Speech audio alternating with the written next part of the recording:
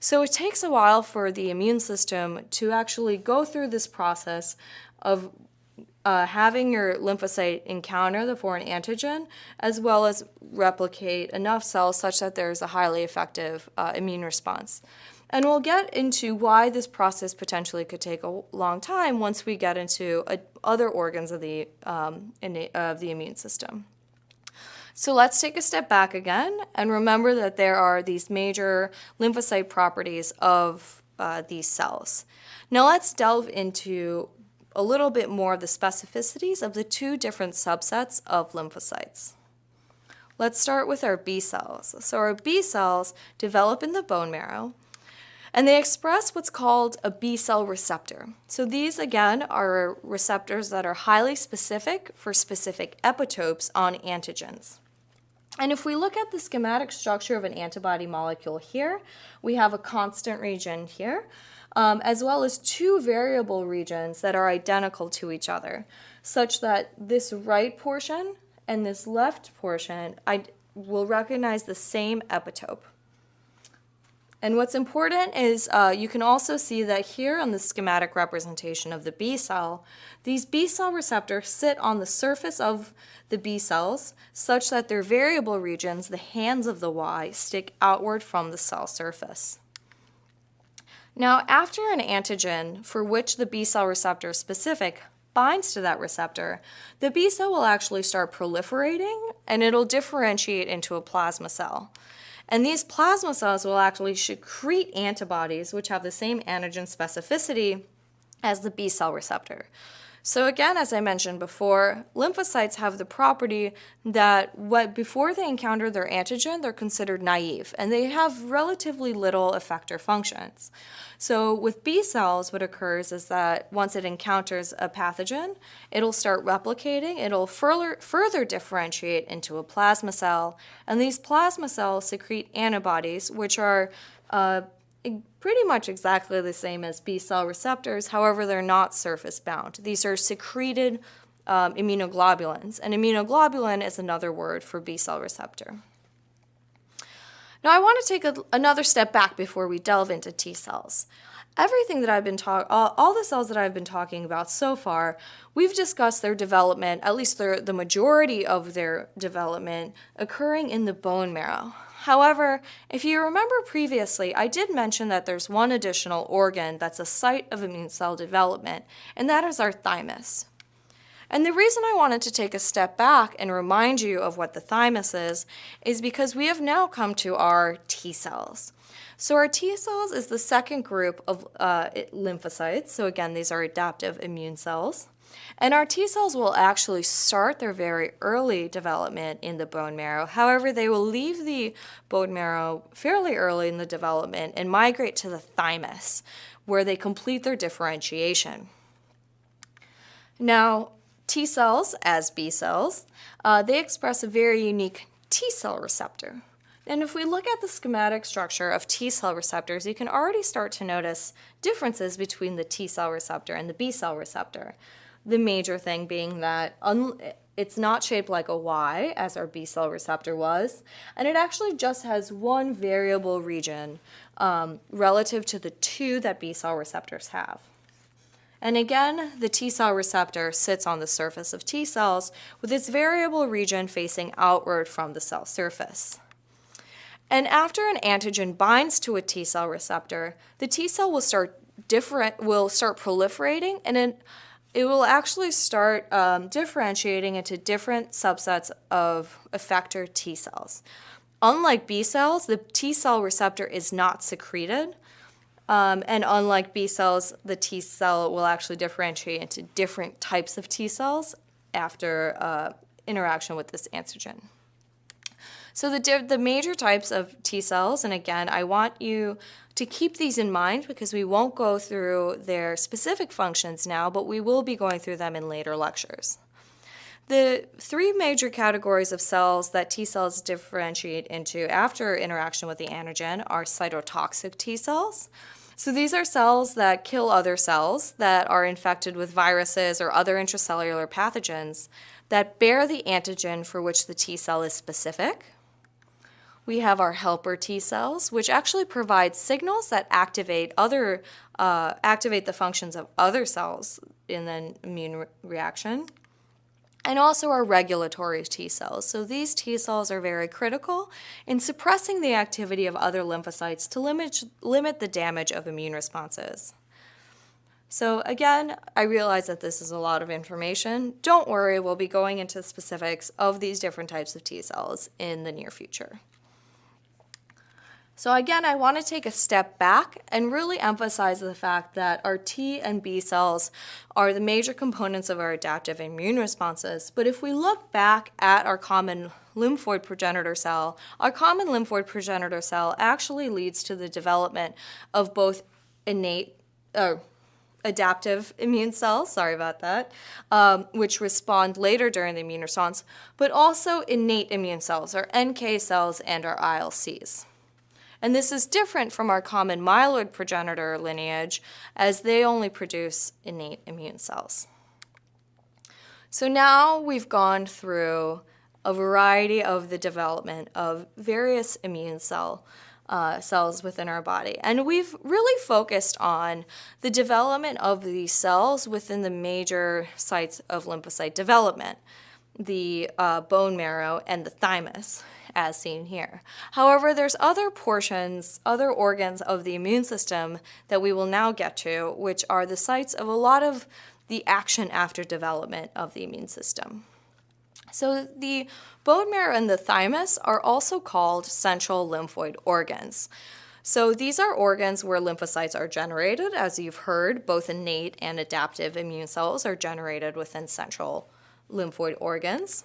And these include the bone marrow, and these are major sites of B cell development as well as innate immune cells. And the thymus is the site of T cell differentiation and maturation. So now if we shift into systems of immune trafficking, it's really important for our body to be able to regulate where our immune cells go and how they come back from where they have been. So the two major systems include the bloodstream and the lymphatic system. So these, as you can see here, they both cover the entirety of the body, but they have two distinct fluids that flow through them. In the circulatory system, or the bloodstream, this is blood, and in the lymphatic system, this is lymph. So we will be going into a little bit more about the lymphatic system in a few slides, but I first wanted to introduce these two systems to you so you can keep them in mind as we go through later slides.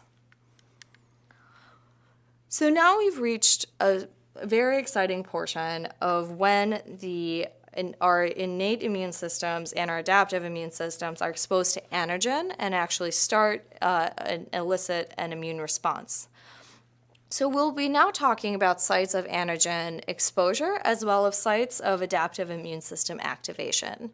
Now the reason that I want to highlight both of these somewhat at the same time will be clear in a few slides. But first I want to give you another brief introduction to the connection between the innate and adaptive immune systems. As you were introduced to previously, there are two major arms of the immune system. The first is the innate immune system, and the second is the adaptive immune system.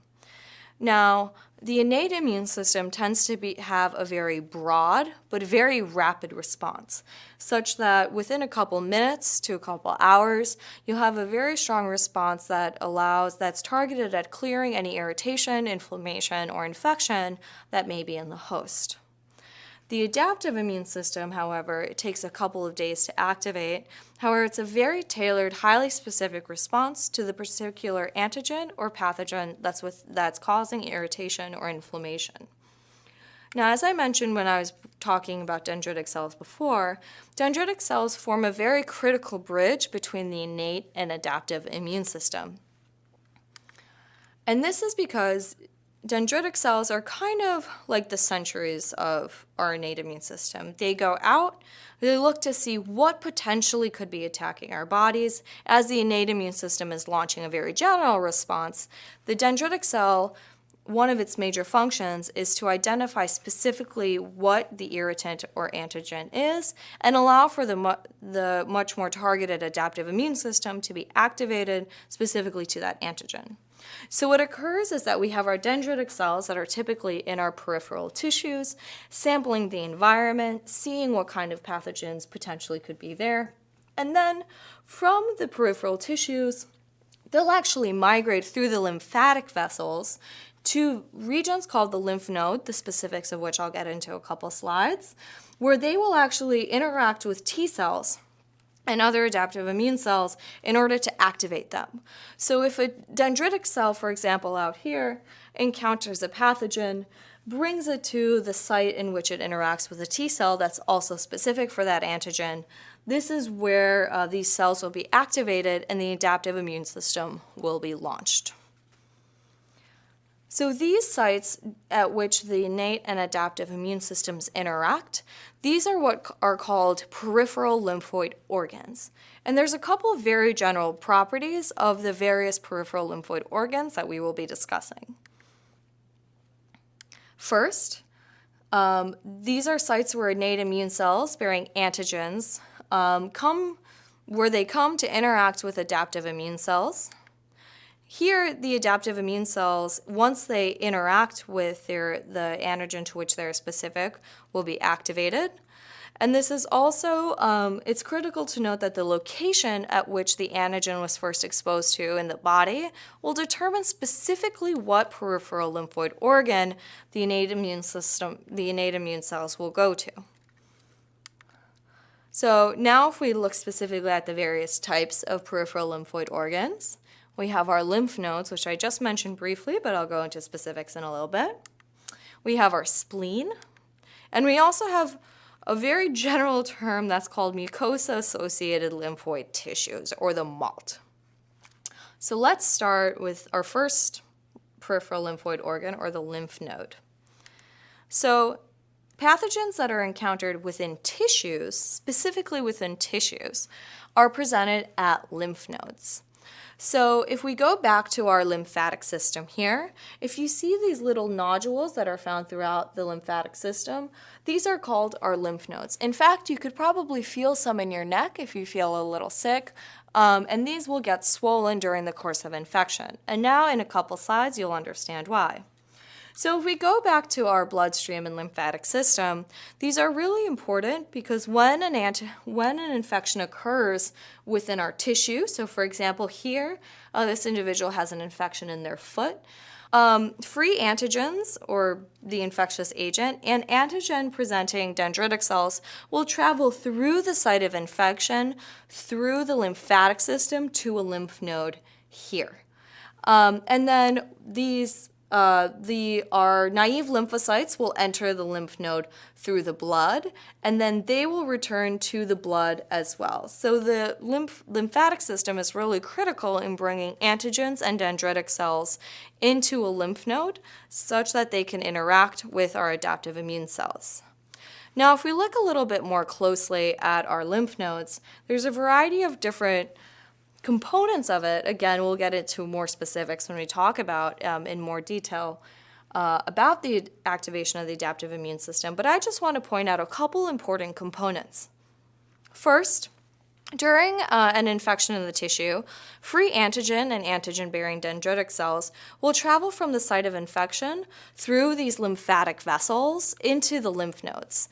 Important to note, you can actually get free antigens that come in not being carried on dendritic cells. They'll actually diffuse through the extracellular fluid into the lymph node, whereas dendritic cells are actually taken in specifically by what's called chemokine signaling, which is basically various organs flagging down various components of the immune system to get those cells to a specific location. Second, we have lymphocytes that will also come in, as I mentioned, through the blood, and these lymphocytes will enter through these highly specialized structures, represented here by this purple circle, and they'll squeeze in through these blood vessels into the lymph nodes.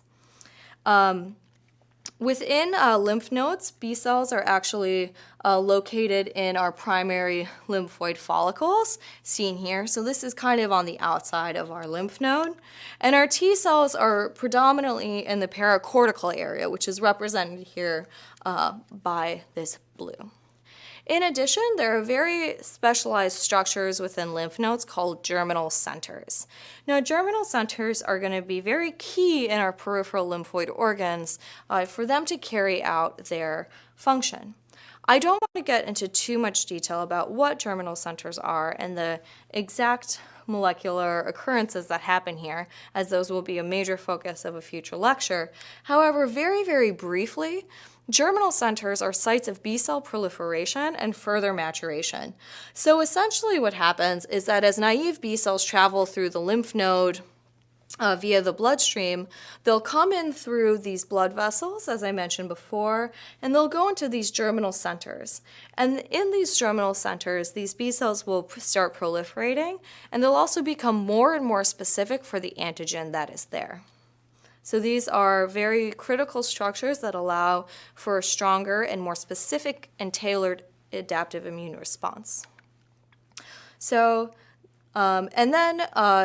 once our lymphocytes are activated and ready to go, they will leave through our afferent lymphatic vessel.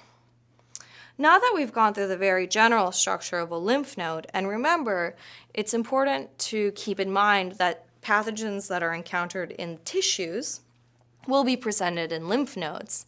Once we talk about our other peripheral organs, peripheral lymphoid organs, the general structure and the general function is going to be very similar to lymph nodes.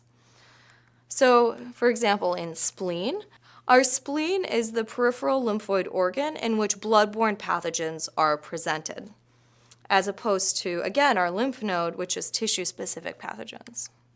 So if we look here very generally at the structure of the spleen is actually in humans about a fist-sized organ that's just behind our stomach, and it actually has no direct connection to the lymphatic system as opposed to lymph nodes, and it actually collects antigen from the blood, as I mentioned before, and that is why it's really critical in responses to blood-borne pathogens. And lymphocytes will actually enter and leave by these blood vessels. So if we look at a cross-section of our spleen, the bulk of our spleen is composed of red pulp, which is the site of red blood cell disposal. So this is where these cells are recycled. So you can see here this red pulp is represented by the majority of the slide, which is pink. In addition, we can see these sites of white pulp, which is where our lymphocytes reside.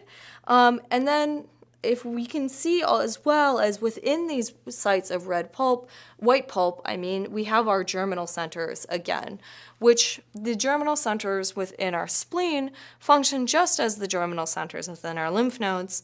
However, the only difference being that the pathogens that activate the adaptive immune system in the spleen are bloodborne. Now let's take a step back and review. So pathogens that are exposed to in the tissues are presented in lymph nodes, and bloodborne pathogens are encountered in the spleen. But these are organs and sites that are very separate. How about what happens when at locations that are directly exposed to the environment? What happens at these sites, which are also predominantly mucosal surfaces, these pathogens are encountered and presented at these same sites. So this is what these sites of antigen exposure and interaction are called mucosa-associated lymphoid tissues, or the MALT. And if you can think in your head about various mucosal sites, you might recognize that, we have a variety of different ways that we are exposed to our environment. For example, our gut, our nasal, and our bronchus all have various associated lymphoid tissues. For today, as a very broad example, we'll be using the gut as a basic example. So if we look at our mucosal lymphoid-associated tissue, these are unique in the fact that they are static, so they tend to appear and somewhat disappear. They tend to appear during times of infection and somewhat disappear once the infection is cleared. Now, again, we're using our gut-associated lymphoid tissue as an example. So what's really critical in our gut-associated lymphoid tissue, or GALT, is these Pyres patches. So these Pyres patches are found within our gut, and they actually collect antigen from the epithelial surfaces of our GI tract. So if you can orient yourself around this figure, this is our intestinal lining, and over here in the white space is the environment, so the inside of the intestine, which is exposed to the environment, and this yellow portion is within our bodies. So Pyres patches, which are the sites that are found within gut-associated lymphoid tissues, will collect antigens from the epithelial surfaces of the GI tract here by very specific specialized and epithelial cells called microfold or M cells.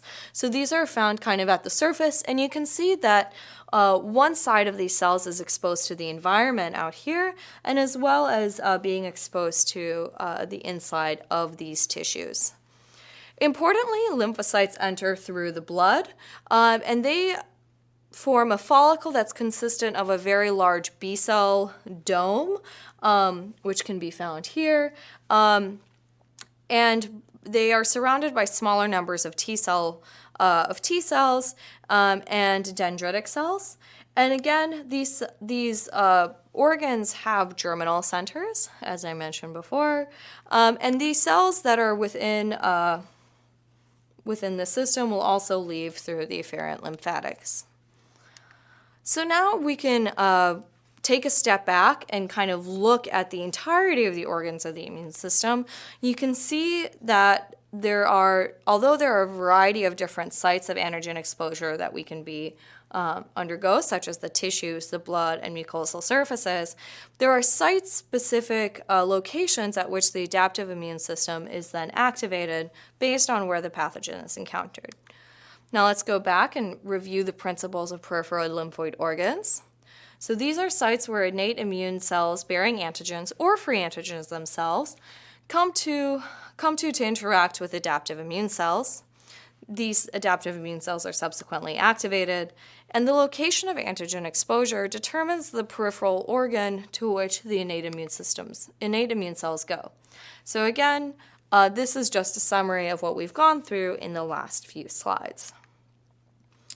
So again, I want us to take a step back and go and kind of think about everything that we've talked about in the last 40 minutes or so. Our entire bodies have components of the immune system within them, everything from sites of immune cell development. So again, these are our heart, our thymus, and our bone marrow, systems by which our immune cells are trafficked, so our bloodstream and our lymphatic system, and various sites of antigen exposure, which then determine where the immune system will be activated. So I hope you are now feel much more confident in understanding the differences between myeloid and lymphoid cells, in describing lineages of myeloid and lymphoid cells, in describing differences between primary and peripheral lymphoid organs, and in general have an understanding of what peripheral lymphoids do and their role.